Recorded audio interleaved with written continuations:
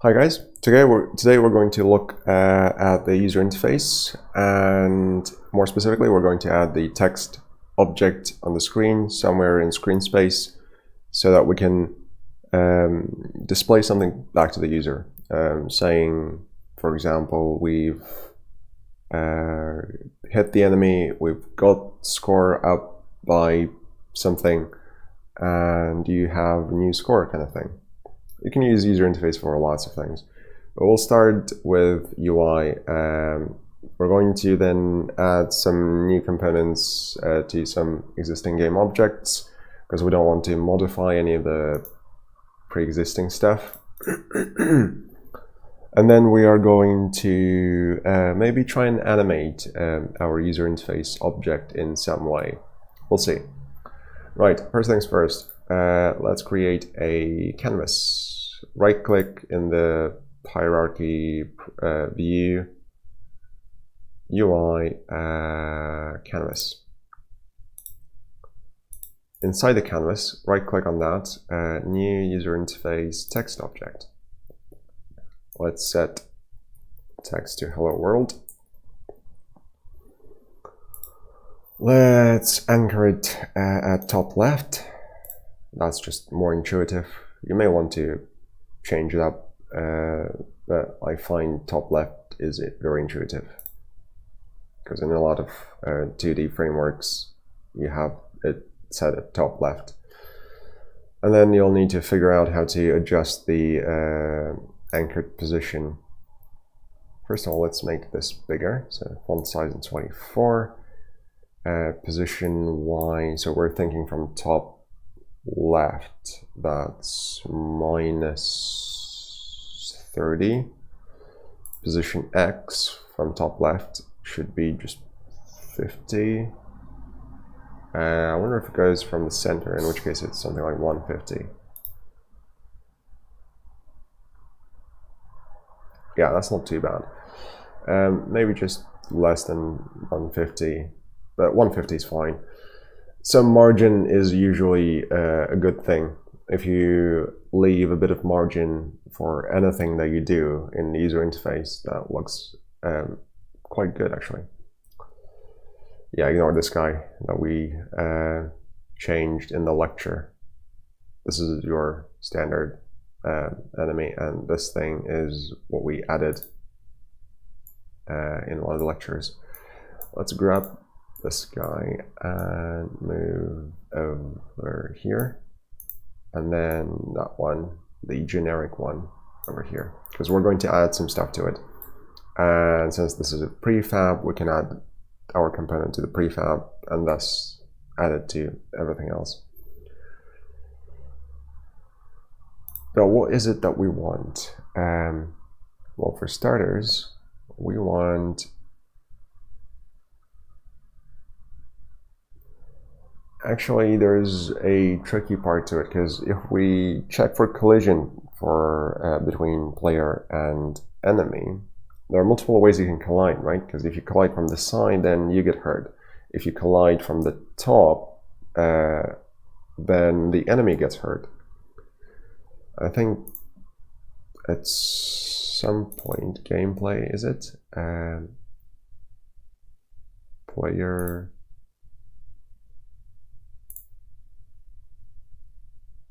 enemy death.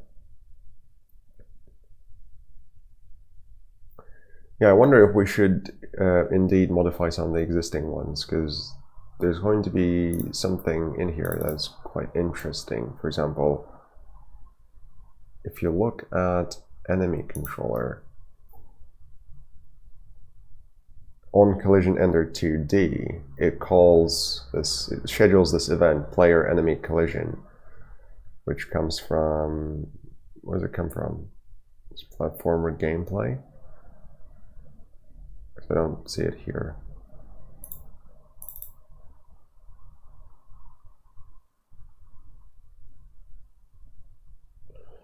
Let's just search player enemy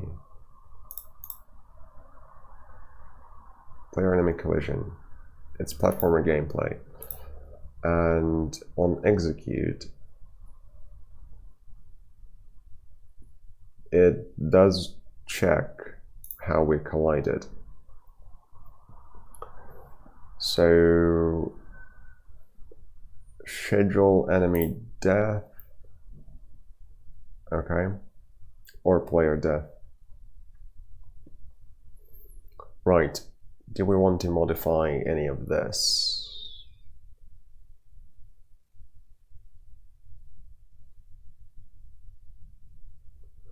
I suppose we could just modify this bit. And then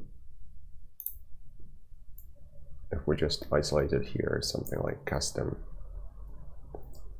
Because essentially what I'm trying to avoid is modifying any of the existing ones, because you might actually use that in your projects for different reasons.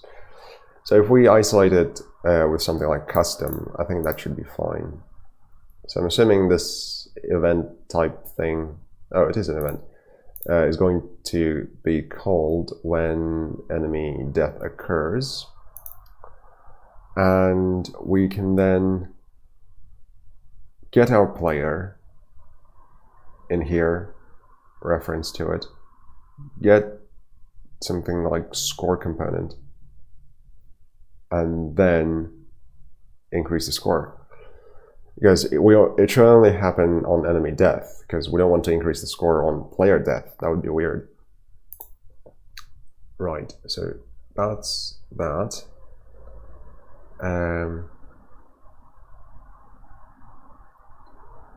Where is my player? First of all, we need the score component. So create C# script in our Z custom, call it score component. Let's open it and let's add a few things.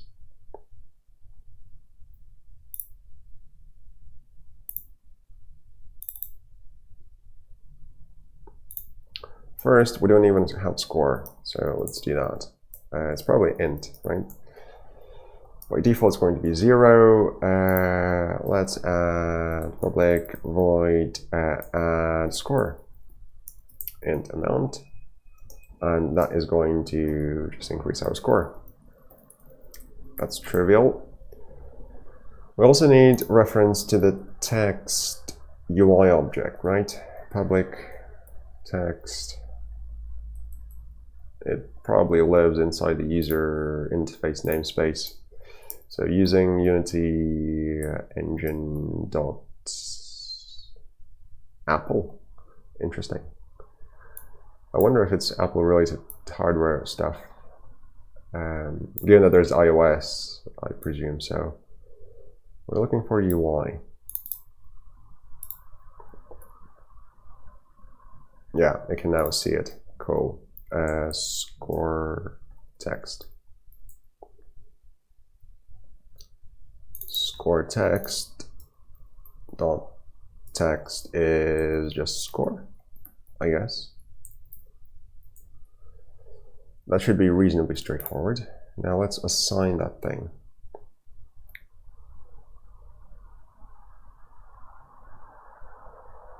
Where is my player? Player. Add component, score component. Score text is our text. We should really rename. F2 to rename score text. Our world should probably say score 0 at the start of the game, which would make sense. And then let's give that a try.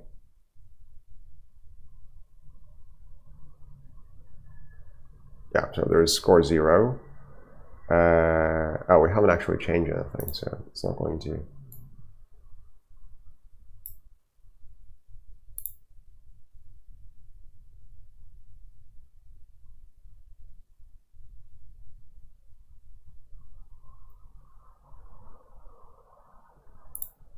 Where did this one go?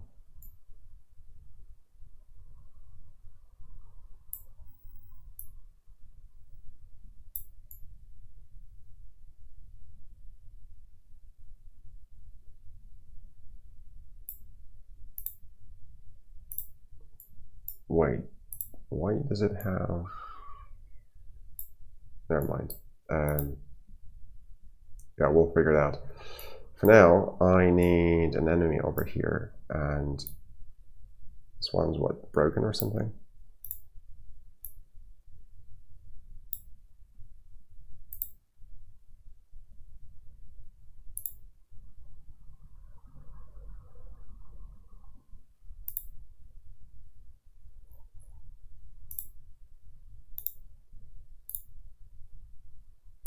Yeah, I wonder if it had some kind of path associated with it, and we just... No, that's all right.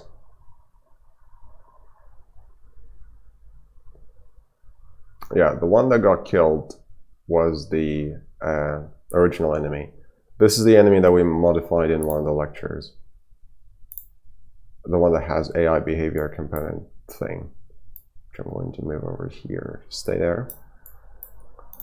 This guy,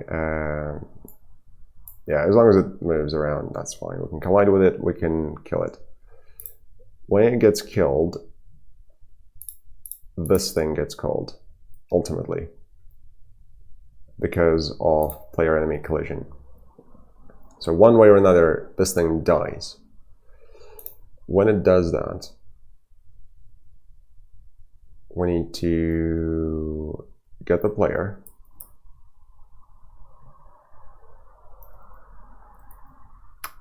which we need to add somehow using Unity engine. I'm assuming this is under that namespace. Yep. Player, game object, find is what we need. Find game object with tag.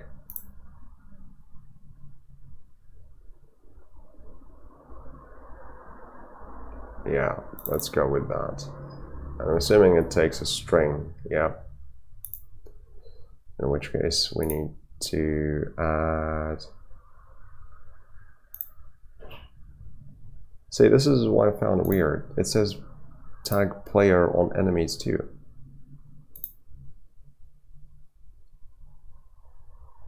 This is its name. Let's add a tag called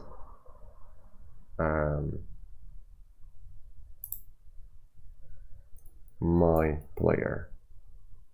So make it unique. Save that. Player should now have my player tag.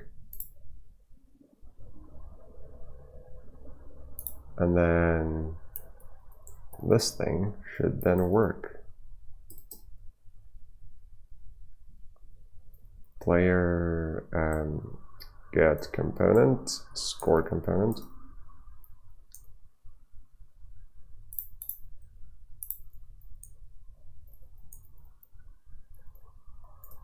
Score, and finally we can add this score, which is 100. Let's go for 100. Let's see if this works. That ultimately should then change the user interface text object when the enemy dies. The enemy is not there again.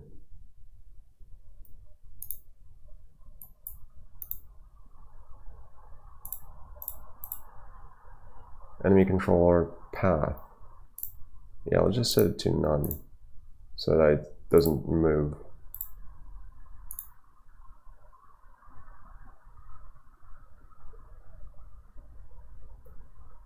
Nice. So we can kill an enemy, score goes up to 100, and we are happy. Let's try something else. Ignore this guy because this guy doesn't have the right stuff. This guy should. Yep, there we go. Let's try it on this one. And then if we get killed, score shouldn't increase. Yeah, score stays the same. Good. Now that all that is working, let's do some animation. So this is the text object. that is in the user interface. It has its X and Y value. Since it's in 2D orthographic view, you can modify its X and Y, and it will change its position inside the screen space overlay that is our viewport. So let's start animating over here somehow. For that, we're going to need a new function.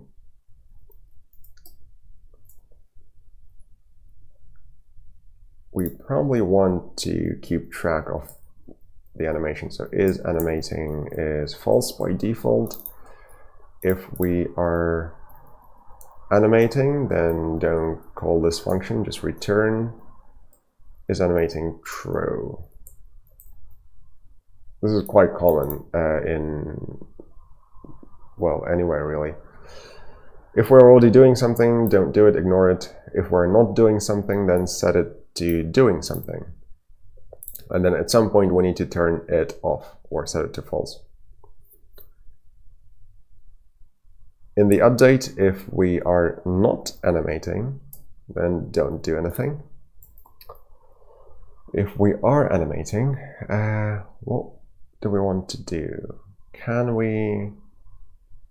Let's just make it move slightly and then go back to its original position. And then you can take it to the next level by adding some more stuff that is going to work in the gameplay for your assignment.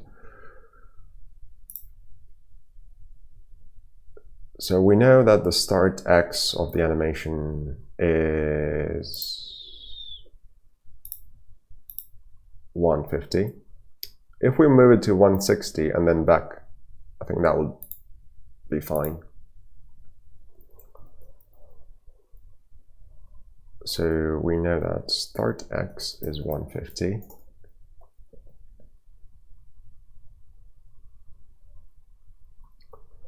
It's start X plus, I'm going to do the full way. You could ultimately use this. Give start, end, and then the progress time.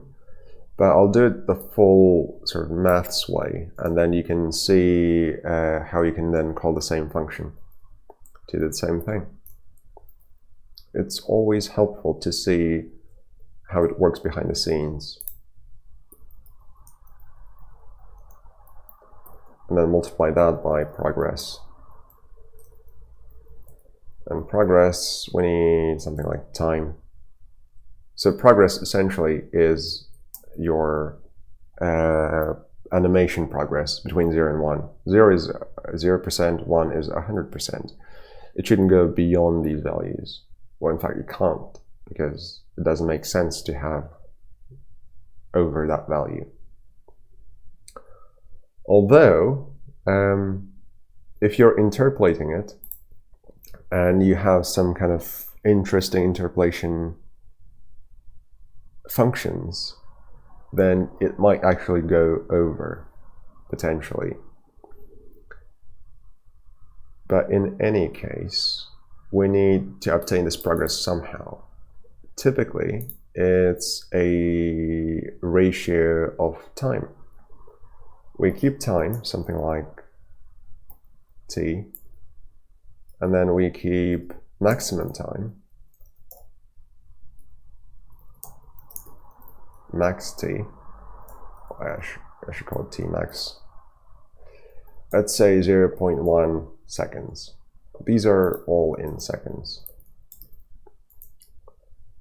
And then t gets updated by something like 0.016 milliseconds, seconds. I suppose you could use time delta time here.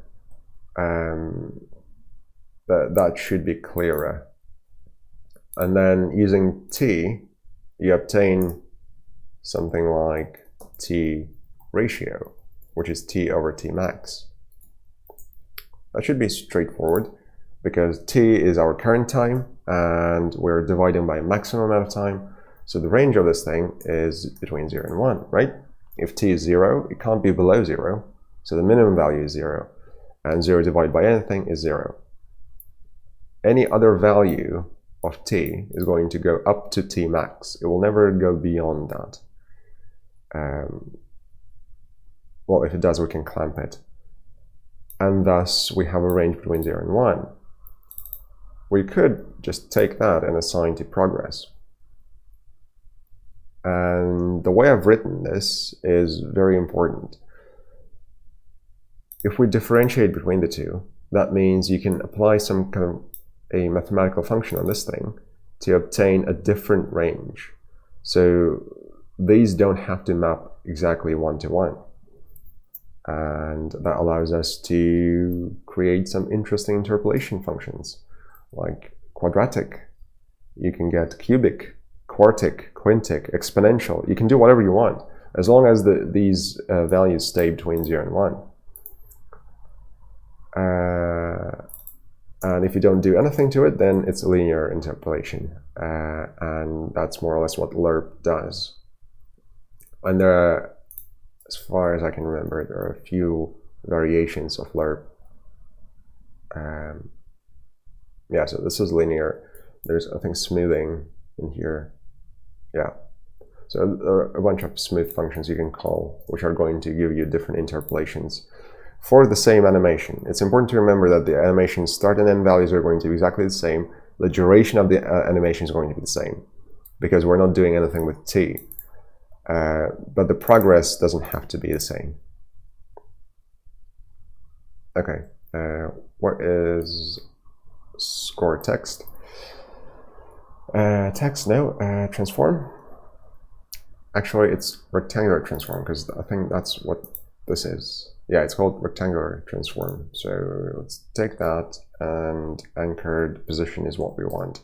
We don't want to set its absolute position. We want to set it its anchored one, which is going to be the offset from this top left, I think.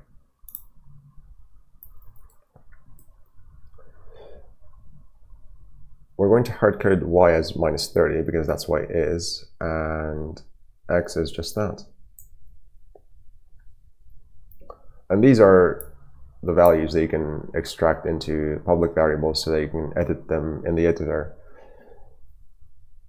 But this should give us some kind of a basic animation. And then when t is, if t is greater or equal to t max, then we'll just reset it.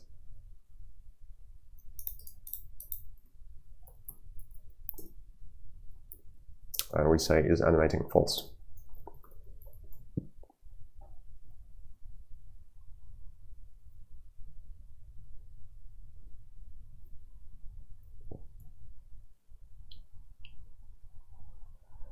And because this happens afterwards, I'm just thinking whether we need to reset. I don't think we need to do anything, because this is going to set to 0 when it overflows. And then everything is just going to come back to its original position.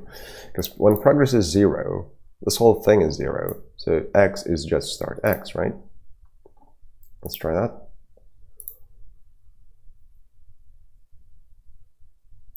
So we hit this, and it goes, it's really quick. So we may want to do just a little bit more so we can actually see it. And then you can do some really interesting like interpolation things. I like interpolations. They give really nice smooth feel to animations.